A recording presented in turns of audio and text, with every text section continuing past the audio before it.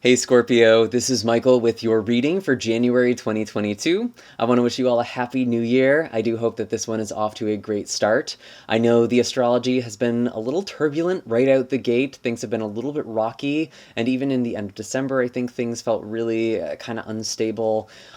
Makes sense with the astrology, just being honest.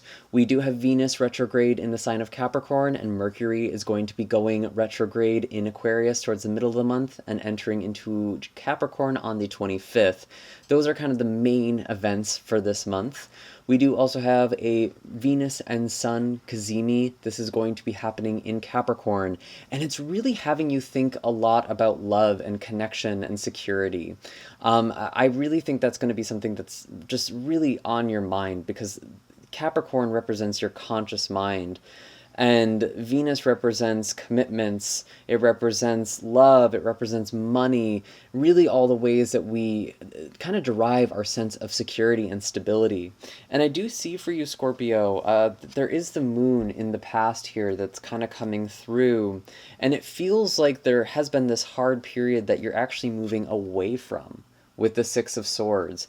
There's been a lot of depression or a lot of anxiety. Your emotions have just been running really, really high. And I think that's actually kind of a good thing to see that this is something you are moving out of. Some of you might actually be moving quite literally. You're moving away from a hard situation. And I do actually feel like a lot of this year is about you letting go of an old self. I actually do have the year ahead horoscopes for 2022. Those are available on my website, which you can find in the description box down below, as well as all of my other links for readings and my social media. I am running a sale as well. All of my services are 15% off.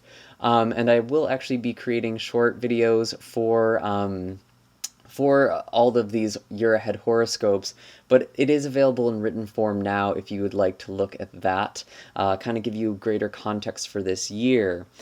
I do really feel like with this moving forward, it's like there is this strength card here that's showing up in the present. And this is really interesting to me because the strength card isn't necessarily the strength we think of when we hear this word. The strength card really is about the power of being vulnerable or allowing yourself to be exposed and not allowing the subconscious to rule you. And there is this thing about sabotage that I think is coming up for you, actually. And that makes a lot of sense.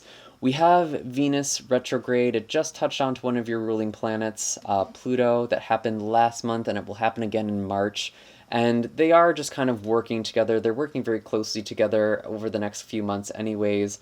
So even if it's not the exact degree, there really is this thing where it's like, it's almost like you have to let go of an old story, Scorpio. And maybe that is an old relationship, but I think it's even larger than that. I actually don't feel like this is talking about one specific person.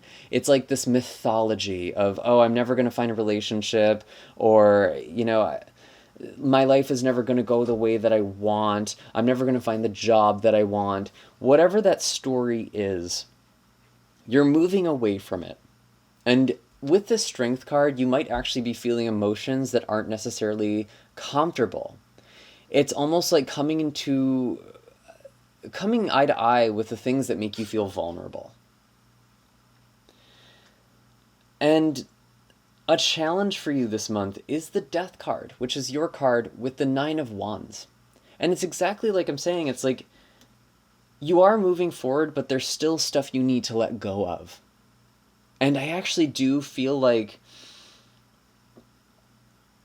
it is sort of this mythology of pain or loss or grief.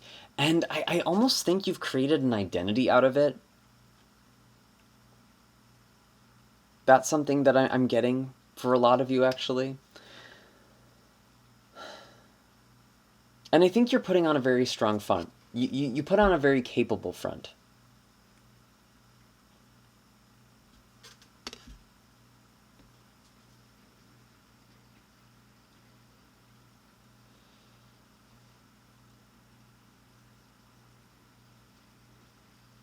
And it feels like With this Death card and the Nine of Wands, again, it's sort of this repeat message of letting go of struggles. And that's really kind of a major theme for 2022, is simplifying our lives. There's going to be so much going on. We've kind of just lived very pressurized lives in the past couple of years, and I don't think that's going to change anytime soon, just being completely honest. I think we really need to just look forward. And maybe that's part of the reason you need to let go of the past and just keep your eyes on the horizon in front of you with the Six of Swords. That's actually showing up as your advice. Because one of the ways that people have been kind of sabotaging themselves in the past year and a half has really been kind of with this story of when things get back to normal. And it's like, whenever we're waiting for things to go back to the way they were, that's almost always going to be a form of sabotage or a form of denial. And there is this thing with grief that's really important this year. I think we're actually kind of coming out of the bargaining phase collectively and into kind of a depression and then acceptance phase. I will say the depression phase is unfortunately usually the longest, at least in my experience. And of course, grief goes in spirals. Maybe you've already gone through a couple of grief cycles. And maybe this is represented again by like this repeating message of letting go of hurt, letting go of pain, letting go of suffering. You do have the Queen of Cups in the future, though. And there is a lot of healing here. And I think there's also this thing about home. I think of Cancer energy, and Aquarius is actually the ruler of your fourth house, your IC in astrology, which is your house of home and family. There's a lot of reflection there right now. Maybe you're thinking about moving. Maybe you're thinking a lot about your family or your early upbringing.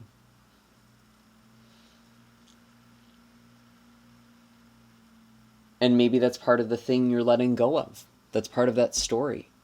I almost get the sense of, with Queen of Cups, it's like becoming parent to yourself.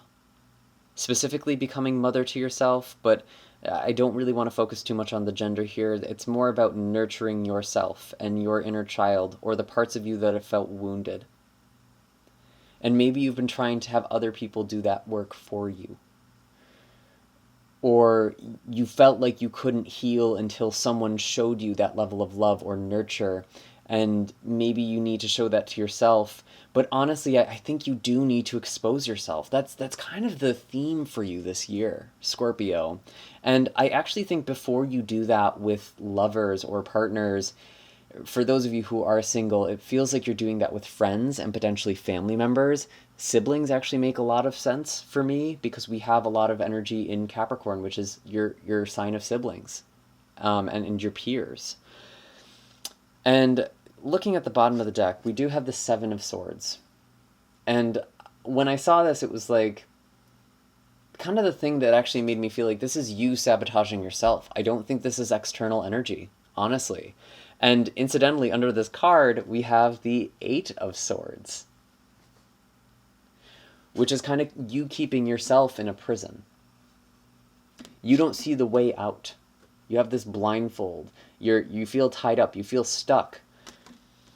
But if you saw things from a different perspective, or if you really tried to get yourself free, you could actually cut yourself out of that situation and sever those ropes that are keeping you bound. So there is a way forward. And that's why you really need to let go of this emotional story here, this Six of Swords and the Moon. And I think you've already begun to do that work.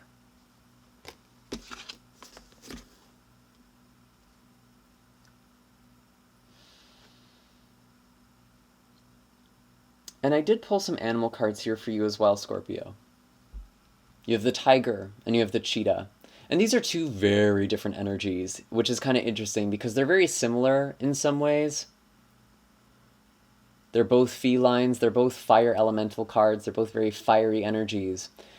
And while cheetah is kind of full speed ahead, I'm just going to rush into something, tiger is an ambush predator. Tiger is very quiet, kind of stalking in the shadows. There's kind of this lunar energy here. especially with the moon on the tiger's forehead on the third eye. And the cheetah is very much about the sun. So it's like night and day when I see these two. And again, that could be referring to family members, that could be referring to other people in your life. But it's almost like you finding that balance in yourself. And that might be coming up in your relationships to other people. I do also have at the bottom of the Animal Spirit deck the Phoenix card. So there is this new beginning, there is this rebirth, and this letting go of who you were. The Phoenix actually does represent the root chakra, or Muladhara. And this is where we store our karma. And whenever we see the Phoenix, it is letting go of karma, letting go of old lessons, letting go of these old themes, these old stories. Again, that's just the thing I want to keep telling you, and that's probably going to be the title of this video, to be honest. Because that's where your healing lies. There is this rebirth process for you. And there's a lot of shedding that you're doing.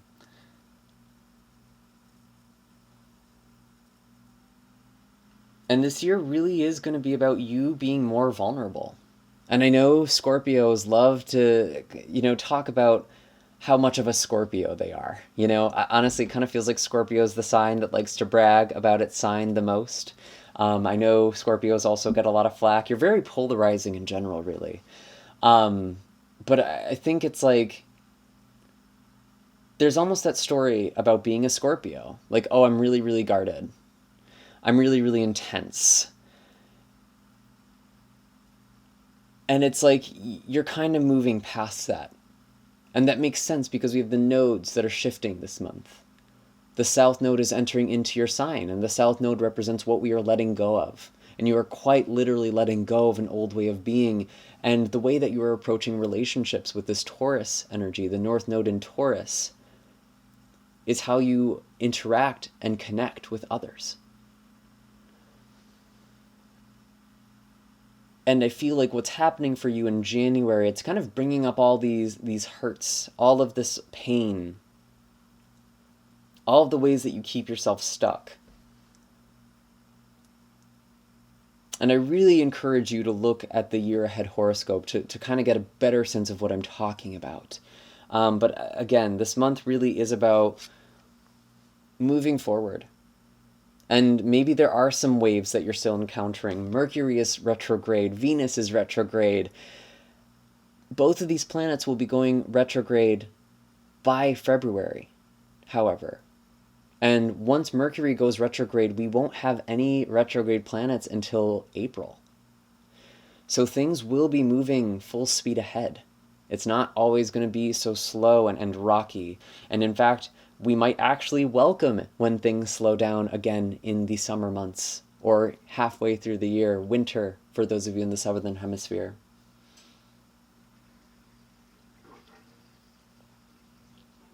And those are all the messages I have for you, Scorpio. I do hope that this was helpful. Be sure to hit like and subscribe if you haven't already. Let me know in the comments down below what the story is that you're letting go of. Maybe that's what this New Year's is really about for you. It's like letting go of this old version of yourself and stepping into the new.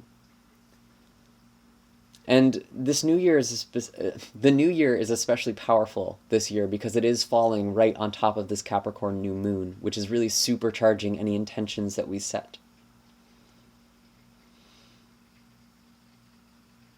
Anyways, that is all I have for you for real this time. I do have links in the description box down below if you're looking for a personal reading or Reiki session. Again, I do have my sale. Everything is 15% off until January 8th using the code NEWYEAR2022. And if you do feel called to make a donation, I've actually been redirecting everyone to my friend Angela. She's working on an Enneagram reflection deck. The Enneagram is actually a really beautiful tool for self-reflection and growth. It is an ancient personality system, and she's done a lot of work to kind of adapt it and kind of modernize it. She's worked with very well-respected teachers, so I'm really excited to see this come to fruition, and I'm sure she would appreciate your support and interest as well. And her link is down below, and I will see you all in the next video. Take care, Scorpio.